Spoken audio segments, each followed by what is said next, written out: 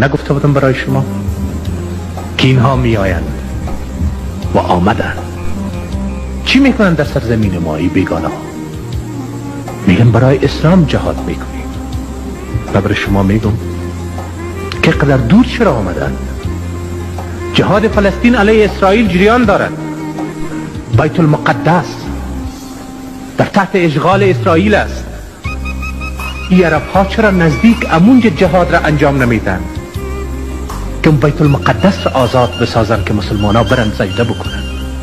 که قدر راه دور طی کردن با پاکستان خود میرسن از اونجا غیر قانونی وارد افغانستان میشه و در اینجا با خود پول میارن و در میان مردم ما تقسیم میکنن که برادر بکش، که فرزندت بکش، که اولادت بکش، که زن را و بیوه بساز، که یتیم را بگذار اشکش بیاید، خانه را ویران کو، وطن را از بین ببر.